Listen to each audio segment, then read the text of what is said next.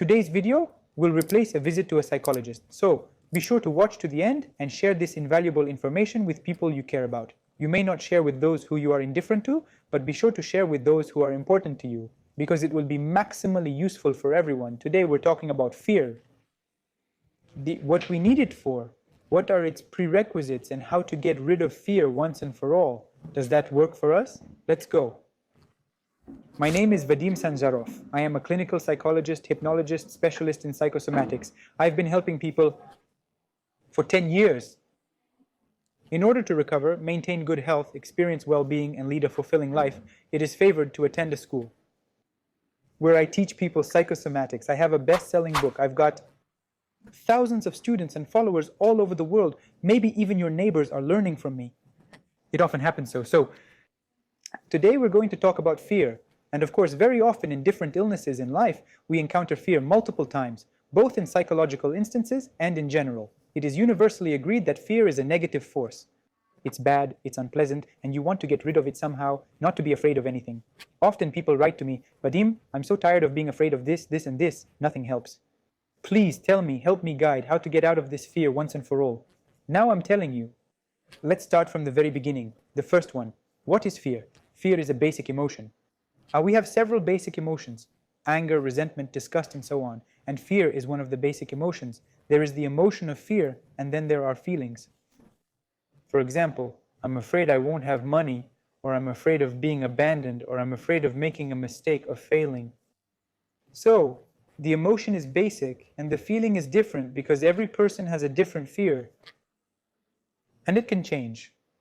Therefore, when someone expresses the desire to conquer their deepest apprehensions, the initial inquiry should be, what is your fear?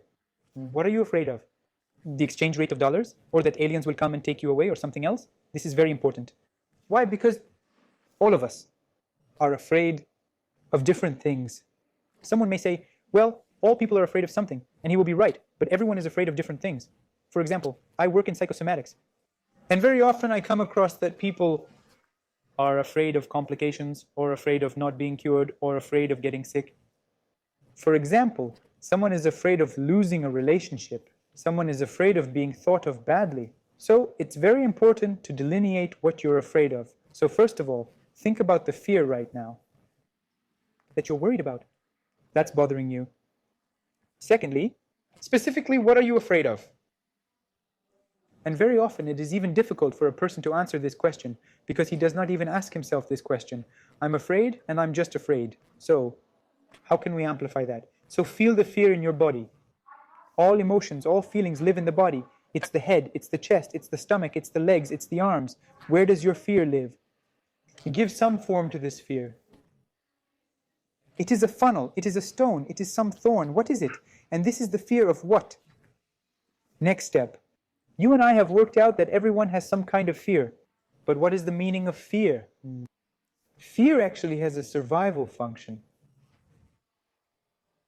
When you see a car coming at you, you jump away. Or when a dog is running towards you, you do what? You run away from it. You don't have to kiss a big dog. It can bite you. It can infect you with something. Don't do that. We understand that. Now there's a real fear that Mother Nature gave us, our biology, where we need to escape to survive in special stressful situations. Real, where there is a threat, fear is activated, adrenaline is activated, our whole body is activated in order to survive, to cope. This mechanism works millions of years. It's very crucial. So there is genuine fear. We appreciate it, embrace it, give thanks for it, and even nurture it. However, there is also a more excessive, irrational fear. What's the difference? Real fear is a dog running at me. There's no thought, there's action. I don't think to run away, but I run away. I don't even think about it yet, but my feet are already taking me somewhere, you know? And neurotic fear is, first of all, a lot of thoughts, a lot of maybes and maybe nots, but no actions. No actions. But there's a little detail, yes, that our body feels real and neurotic fear. Just the same. Stress hormones are produced. We're not safe. We don't feel good. We can't enjoy the sunshine or the green grass. We feel bad. Because we perceive it as if there's a real threat in our lives right now. So the neurotic fear is when there's a lot of thoughts but no actions. Why? Because I can't do anything. This fear is unreal. If a dog runs at me, I know I have to run away or kick it in the face or freeze, pretend to be dead. But if there's no dog, and I think there might be one, I assume it's going to come from around the corner. I'm afraid, but it's not there. What do I do if it's not there? Right, that's neurotic fear. Now neurotic fear, we thank it anyway, we stroke it, you felt it now. And that fear came into our lives at some point. Once appeared. Just again, it's a survival mechanism. When, for example, I was attacked by a dog for the first time, my psyche remembered that dog is dangerous. If you see dogs, be careful. Or I was abandoned. I need to be careful now. I'm afraid of being abandoned again. Or I've lost money. I'm afraid I'll lose money again. Or I've been brought a picture of the world that there's something wrong with my health. I'm afraid of getting sick. So we go backwards to the past. So, in fact, the neurotic fear means there is no fear at this point. There is no threat. There is only the thought, the idea that something might happen in the future. But it's not there yet, because if something really happened, you would do something and that's it. The fear is gone.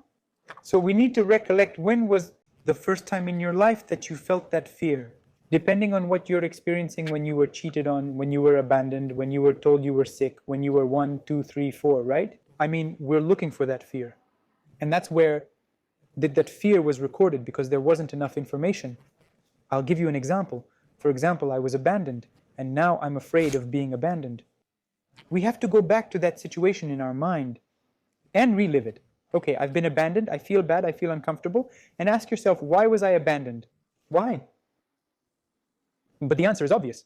Maybe the relationship wasn't reciprocal. Maybe I wasn't myself, or maybe we just weren't on the same page. No one abandoned me, we just didn't hit it off, or something else. Or for example, I've had a session recently where a girl said, I can't trust people because I'm afraid I'll be betrayed again, I'll be cheated on again. I said, okay, we're going back in time with you. In the past, when were you betrayed? She said her first husband cheated her out of money. I said, okay, why did he do that? She said she didn't know. Well, didn't you feel like he might cheat you? And she said, no. I said, what if you think about it? Didn't you intuitively feel that he was doing something dishonest? I did. But I just wanted to maybe tie him down. Financially, with money.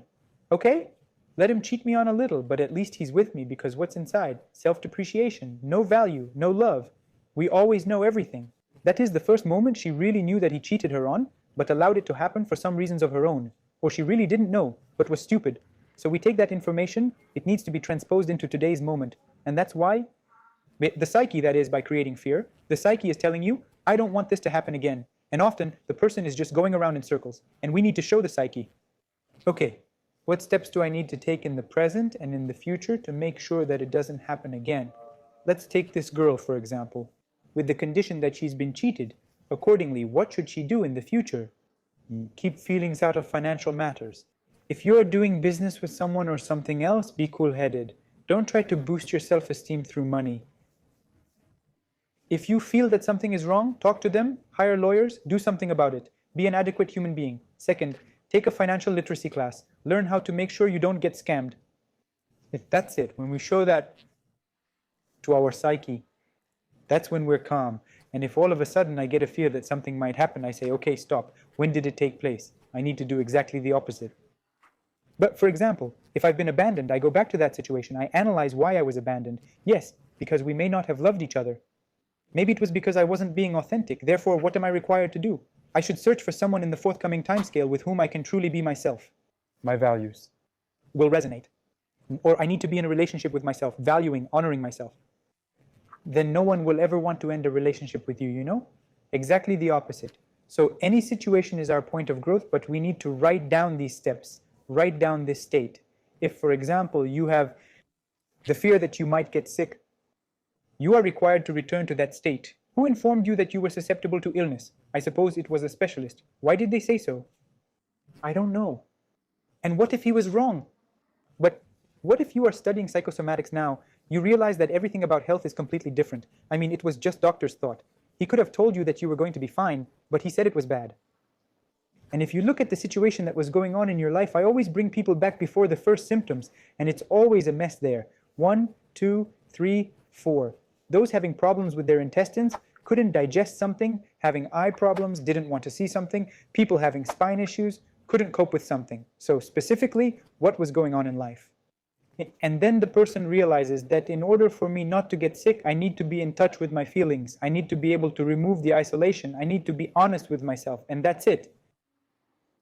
So friends, fear is not scary.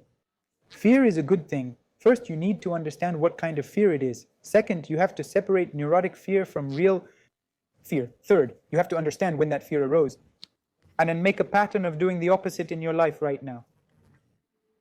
Write in the comments what resonated with you, what fear you have now, and what you realized about yourself from it. And below, I'll leave you a link to my Telegram channel. It's absolutely free. Come, it's very useful. I analyze emotions, feelings there. Sometimes I give practices that are extremely useful. Sometimes I even do sessions. If you come to the live broadcast, I can deal with your issue specifically. So being subscribed to this Telegram channel is in itself already useful. Thank you for your attention.